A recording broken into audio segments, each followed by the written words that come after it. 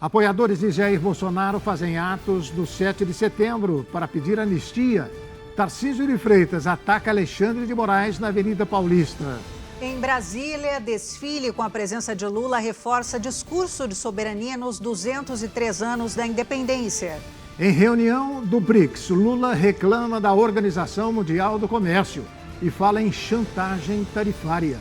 E na Argentina, Javier Milei sofre revés e peronismo vence eleições na província de Buenos Aires. Muito bem, amigos. O Brasil News recebe hoje o Dr. Nelson Calandra. Ele está aqui conosco. Eu não sei porquê. Sim. Daqui a pouco nós iniciaremos uma novidade em nosso jornal hoje. O Brasil News está começando agora.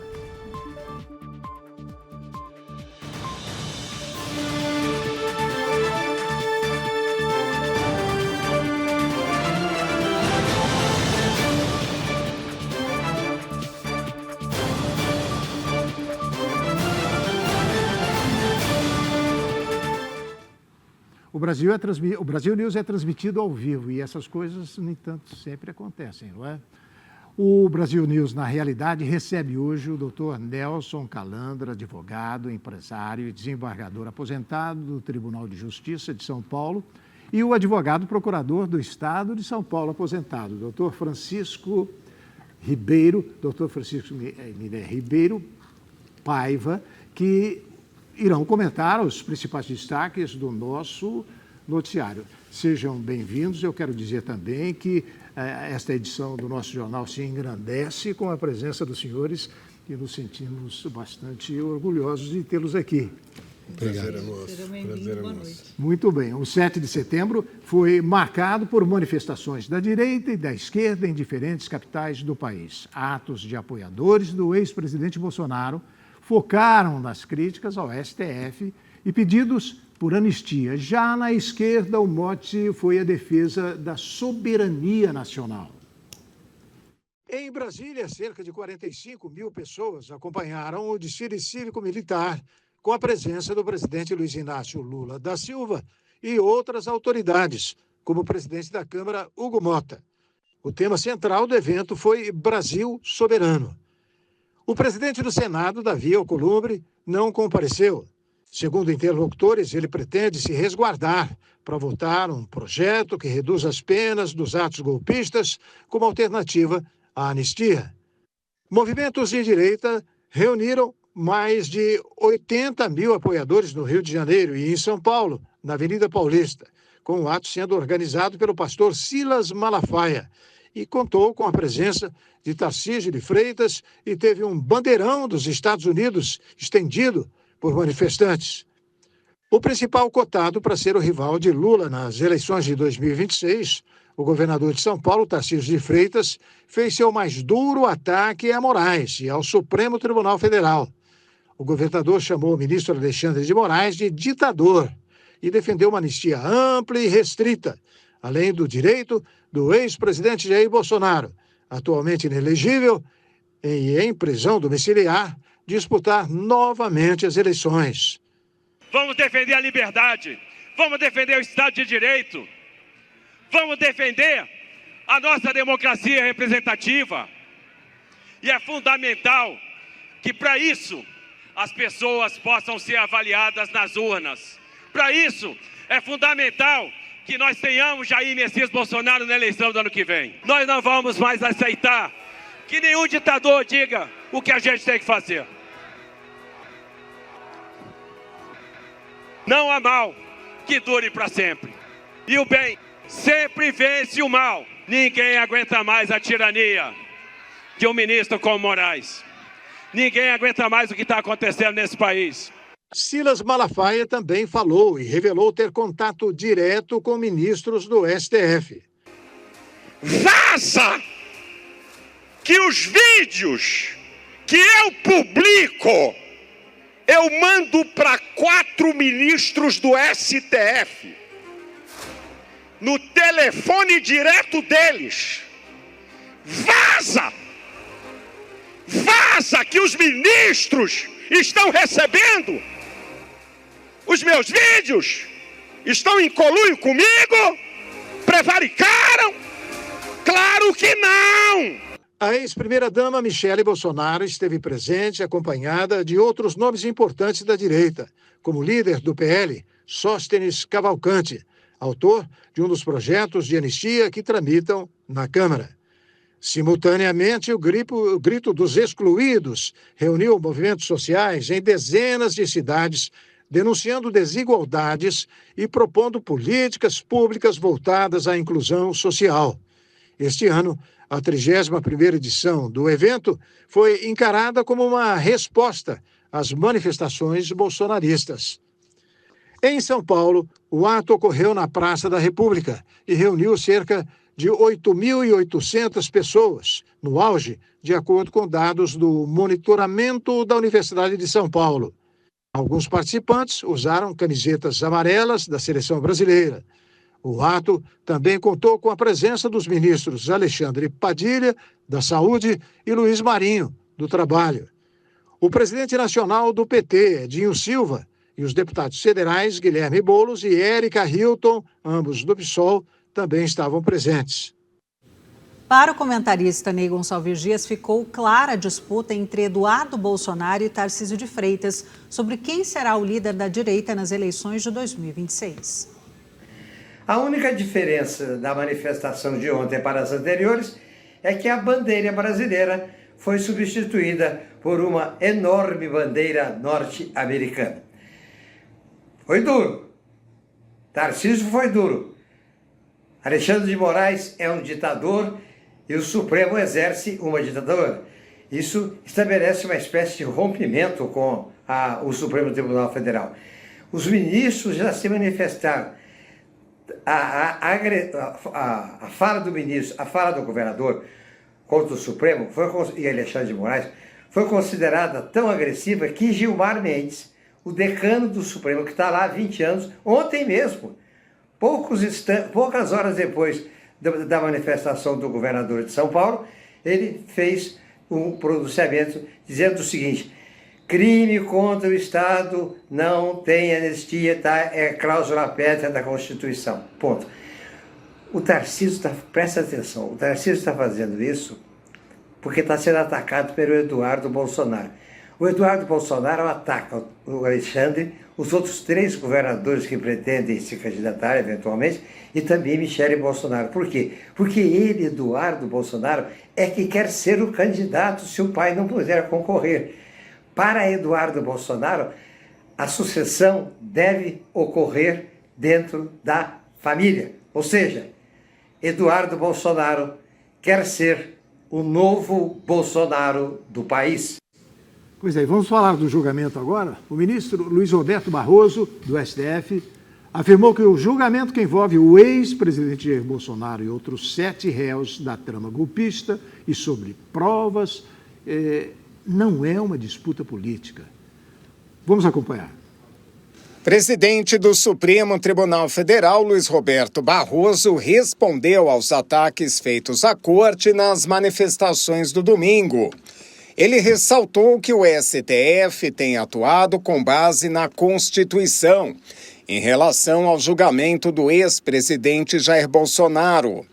O ministro ainda afirmou que não gosta de ser comentarista de fatos políticos e que está aguardando a resolução do julgamento para se pronunciar em nome do Supremo.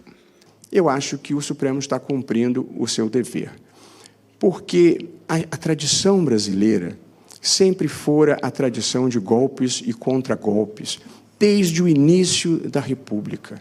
E, portanto, este julgamento, e julgamento para mim é prova, ninguém é condenado nem absolvido de véspera, esse é o julgamento que a gente precisa fazer para encerrar os ciclos do atraso e acabar com essa ideia de que quem perde tenta dar um golpe de Estado, quem perde não precisa respeitar as regras do jogo.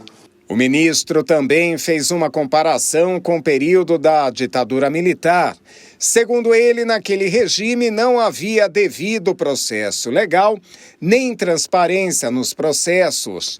Barroso concluiu sua fala dizendo que o processo penal é baseado em provas e não em disputas políticas, novamente se referindo ao caso de Bolsonaro.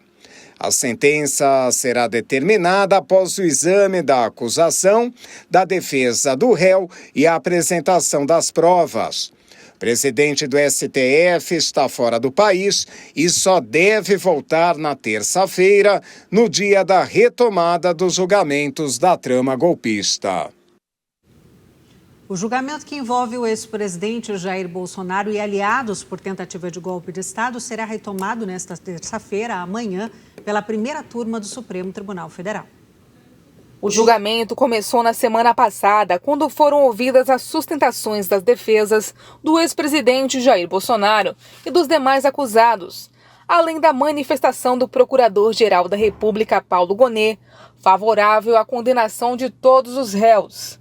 A votação agora será iniciada com possibilidade de penas que ultrapassam 30 anos de prisão. Os acusados respondem por envolvimento na elaboração do plano chamado Punhal Verde Amarelo, que, segundo a denúncia, previu o sequestro e assassinato do ministro Alexandre de Moraes, do presidente Lula e do vice-presidente Geraldo Alckmin. A PGR também cita a chamada Minuta do Golpe, que teria o aval de Bolsonaro e propunha medidas para reverter o resultado das eleições de 2022. Os réus ainda são acusados como participantes dos atos golpistas de 8 de janeiro de 2023. Relator do caso, o ministro Alexandre de Moraes deve analisar pedidos das defesas, como anulação da delação de Mauro Cid, alegações de cerceamento de defesa e tentativas de tirar o caso do Supremo Tribunal Federal. Depois disso, Moraes dará seu voto, seguido por Flávio Dino, Luiz Fux, Carmen Lúcia e Cristiano Zanin. A maioria será formada com 3 votos. A eventual prisão dos réus que forem condenados não vai ocorrer de forma automática após o julgamento e só poderá ser efetivada após análise dos recursos contra a condenação. Só mais um detalhe a respeito do julgamento. A defesa de Jair Bolsonaro pediu ao ministro Alexandre de Moraes autorização para que o ex-presidente vá a um hospital particular de Brasília para realizar um procedimento médico no próximo domingo. Bolsonaro está preso preventivamente em casa desde o dia 4 de agosto por determinação do ministro Alexandre de Moraes, do Supremo Tribunal Federal. A prisão domiciliar foi decretada depois que, segundo Moraes, o ex-presidente descumpriu ordens judiciais. De acordo com o relatório da equipe que acompanha a saúde do ex-presidente, Bolsonaro, que cumpre prisão domiciliar, deve passar por um procedimento na pele para a remoção de algumas lesões. O pedido enviado a Moraes diz que, através de seus advogados, o ex-presidente pede respeitosamente uma autorização para deslocamento a fim de se submeter a procedimento médico do Hospital DF Star, conforme relatórios médicos. O procedimento está previsto para o próximo domingo, dia 14 de setembro, sem a necessidade de internação. A alta deve ser concedida no mesmo dia. Doutor Nelson Calandra aqui conosco vai falar a respeito desse julgamento. Como é que o senhor enxerga a realização desse julgamento que dizem será histórico em muitos sentidos de envolver militares de alta patente, que são generais, e um ex-presidente da República? Eu fui juiz a vida inteira e julguei milhares de pessoas. Eu calculo que eu tenha passado pelo meu trabalho como juiz quase 500 mil pessoas. A gente sabe disso. Fora o tanto de gente que eu julguei no Tribunal de Justiça. Jurisdição criminal é coisa seríssima, porque não tem como voltar atrás.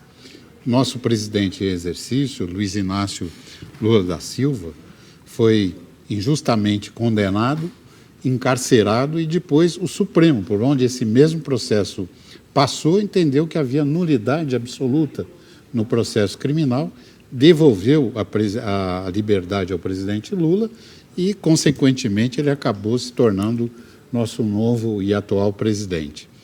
Eu entendo que essa questão que envolve o nosso ex-presidente Jair Bolsonaro deve ser analisada com certa reserva. Primeiro, a Constituição diz que o ocupante de cargo político que comete uma infração penal, ele é julgado pelo Supremo Tribunal Federal. E o Supremo Tribunal Federal, tempos atrás, alterou seu regimento dividindo-se em turmas. Mas aquilo que a Constituição de 88 se refere não é o Supremo fracionado, é o Pleno do Supremo. Então, o que há é um processo que me parece que está sendo processado de maneira inadequada, em turma do Supremo, em vez do plenário do Supremo. Eu acho que deveria ser julgado pelo plenário e não pela turma. E não pela turma. Quer dizer, o que pode ocorrer é que, ter passado o tempo, depois de alguns tempos de encarceramento de alguém, haja uma revisão e se chegue à conclusão que essa interpretação é aquela que mais diz respeito àquilo que deveria ser garantido a quem é acusado num processo criminal de tal gravidade. Eu não gosto de fulanizar réu. Eu nunca tratei de endeusar réu nenhum. O réu senta na cadeira com o nome dele e o passado dele. E nós vamos... O julgamento criminal é uma revisão histórica do que aconteceu. Então é preciso que haja rigor.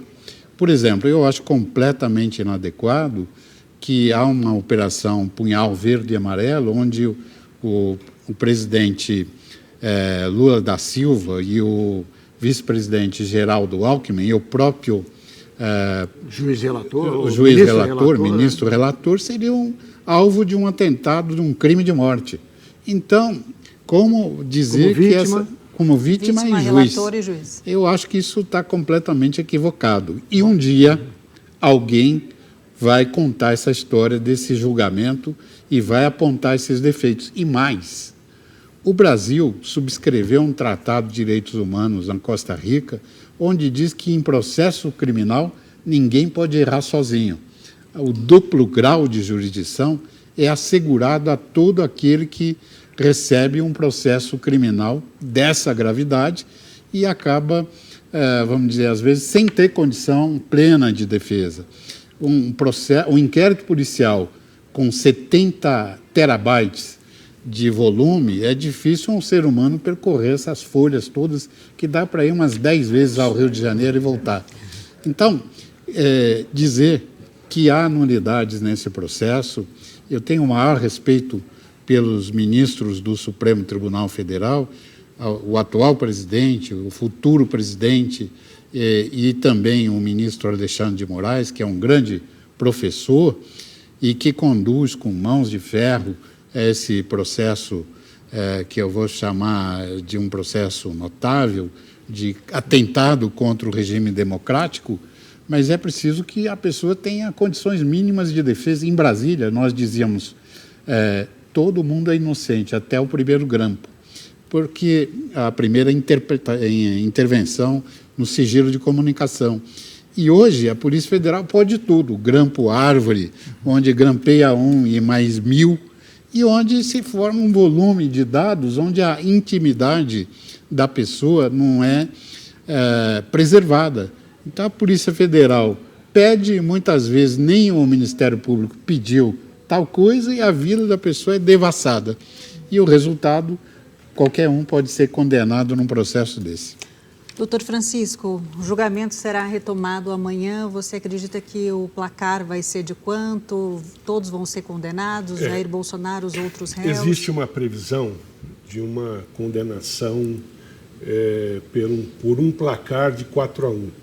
Mas, certamente, nós teremos alguns dos réus absolvidos, nós teremos diversas situações envolvendo quebra de nexo causal entre a quantidade de ilícitos os quais os réus estão sendo acusados. É muito difícil que se analise todas essas provas de forma categórica e que se chegue a uma conclusão de que todos os envolvidos estão coligados, né? Sejam na organização criminosa, seja na tentativa de abolição do Estado Democrático de Direito, entre outras coisas. E eu apenas divirjo parcialmente da opinião do Dr. Nelson Calandra no que se refere à questão da competência do Supremo Tribunal Federal. Eu entendo que ela está prevista no artigo 102 da Constituição Federal, Contudo, essa informação da Operação Punhal Verde, ela na realidade, ela tem uma coligação com todo o evento, mas também não tem. Tudo está sendo colocado na mesma bolsa e, possivelmente, nós teríamos que apurar de forma diferente, tá? Seja através de um juízo singular, onde garantido duplo grau de jurisdição, e isso o doutor Calandra sempre sinalizou que é um grande problema no que se refere à chamada quebra do juízo natural. Contudo, nós temos diversos excessos que estão envolvendo esse julgamento.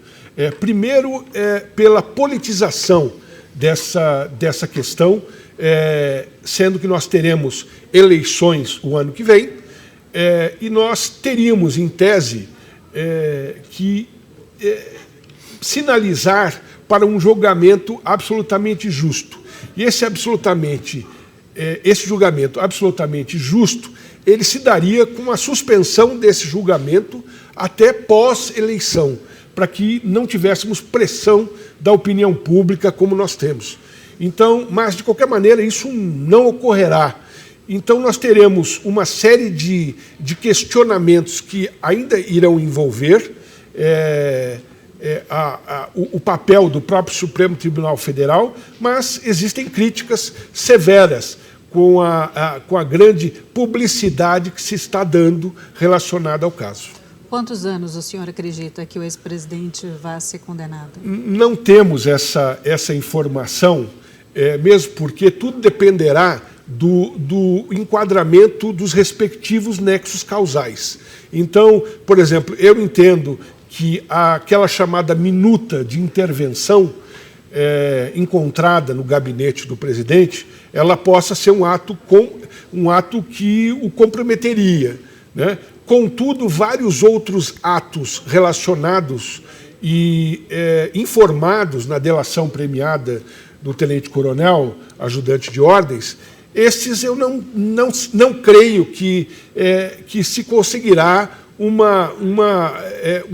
nexo absoluto.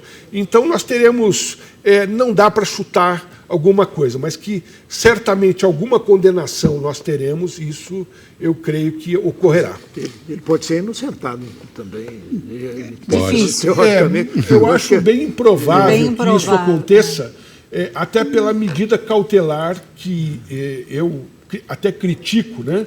Pela medida cautelar que envolveu o uso de tornozeleira eletrônica e prisão domiciliar, que eu entendo data vênia absolutamente excessiva. Não sei se posso comentar um tema. Prisão cautelar, medidas cautelares penais, a gente só toma quando haja um indício muito forte de prova. Mas não é exatamente pelo golpe, e sim por um processo que está sendo... Sim, e quando há risco de fuga. Mas ele está sem passaporte.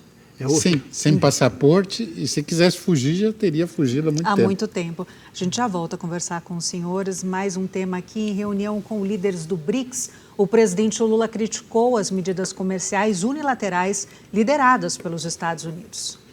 Durante a reunião virtual do BRICS, realizada nesta segunda-feira, o presidente Lula criticou o que chamou de ineficiência da Organização Mundial do Comércio diante das crescentes práticas unilaterais do comércio global.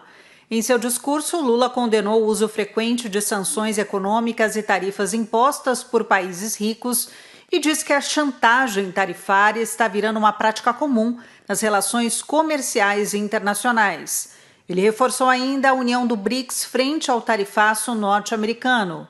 Lula defendeu uma nova governança global mais justa para os países do sul global e criticou a Organização Mundial do Comércio por falhar em garantir equilíbrio nas regras do comércio internacional. O mandatário também elogiou os esforços para encerrar a guerra na Europa e considerou positivo o encontro entre o presidente Donald Trump e Putin no Alasca, apesar da ausência de um acordo. A reunião marcou mais um momento de articulação política entre os países, que inclui Brasil, Rússia, Índia, China e África do Sul, e que recentemente passou por um processo de ampliação. Bom, nessa reunião, o presidente Lula criticou bastante a relação também do Brasil e dos Estados Unidos, comercialmente anda bem estremecida com esse tarifaço. Qual a opinião do senhor? Bom, essa estratégia do presidente americano, ela tem um sentido no que se refere à absoluta dívida pública, né, dívida externa existente dos Estados Unidos para com muitos países, o que não é o caso com o Brasil, onde o Brasil não tem um superávit em relação aos Estados Unidos. Agora, de qualquer forma, essa questão ela ultrapassou as razões de natureza econômica e foram abduzidas, né, por uma questão de natureza política. Ou seja, nós temos Eduardo Bolsonaro, nos Estados Unidos, solicitando e clamando por taxações e sanções ao Brasil, derivadas do chamado mau julgamento ou julgamento político. Então, nós temos questões muito sérias relacionadas a isso. De outro lado, nós temos as cortes federais americanas já se posicionando contrariamente a essa questão da taxação sobre esses países, sendo China, Índia ou mesmo Brasil. Então, nós temos uma questão que vai ser submetida à Suprema Corte americana. E aí sim, sob argumento do presidente americano, de que isso seria imprescindível para a recuperação não só do prestígio, como da economia americana. Eu acredito que nós teremos várias situações envolvendo idas e voltas ainda relacionadas a esse tema. Mas, até agora, nós não temos nenhuma conversação efetiva entre o Estado americano e o brasileiro. Doutor Nelson Calandra, o senhor como jurista, não é? Como juiz de uma corte superior, não é? Como é que se sentiu, ou como é que o senhor se sente hoje, diante da intromissão de um presidente de um país estrangeiro junto à nossa Suprema Corte? Como é que o senhor intimamente se sente diante de um fato tão grotesco? Exatamente. Nós trabalhamos na União Internacional de Magistrados com algo extremamente interessante para todos os países, que demos uma assistência imensa para os países do leste europeu quando caiu o Muro de Berlim, quando foi derrubado aquele muro da vergonha que dividiam as duas Alemanhas. E a nossa busca era pela independência do poder judiciário de cada país. E aqueles países que estavam dando os primeiros passos rumo à liberdade e à democracia, nós procurávamos transmitir esse valor. Esse tarifaço é um tapa no rosto dos juízes de todo o Brasil. É algo que demonstra uma indevida intromissão em algo que não está sendo possível negociar. A soberania de um país não pode ser vendida, alugada, nada disso. Como é que o senhor viu a bandeira americana sendo desfraudada nesta manifestação, elogiando o presidente Donald Trump? Olha, eu imagino meu tempo de faculdade, que havia aqueles movimentos extremamente nacionalistas e revolucionários, né? Se houvesse uma coisa dessa, nós iríamos... Não dava para pensar nisso. Né? São quase 50 anos que eu saí da faculdade, mais de 50 anos, e naquela época os nossos colegas, muitos deles já morreram. Acho que se levantar os defuntos, dá uma multidão que iria protestar veementemente contra essa bandeira americana. Concordamos que o nosso Supremo Tribunal Federal não pode ser vendido, alugado, emprestado, e não há ditador ou presidente legalmente empossado que possa querer comprar a jurisdição do Supremo Tribunal Brasileiro. Esse julgamento pode ter aspectos que eu, como cidadão brasileiro, divirjo, como juiz brasileiro, divirjo, que eu acho que por mais culpado que a pessoa seja, essa era a minha função como juiz, assegurar toda a defesa possível e imaginável para a pessoa que era réu num processo criminal. O processo legal, que tantos advogados falam, né? Exatamente. Mas Isso não é possível um presidente estrangeiro chegar aí e querer ditar o que o Supremo Tribunal do Brasil tem que fazer. Ele que diga o que o Supremo Tribunal americano tem que fazer. Vamos ver se eles atendem. A gente vai para um intervalo comercial e, na volta, falaremos sobre o impasse sobre os preços dos hotéis que continuam a assombrar a COP30 em Belém. Operação na favela do Moinho, em São Paulo, mira a rede criminosa que abastece a Cracolândia com drogas. Nós voltamos já já.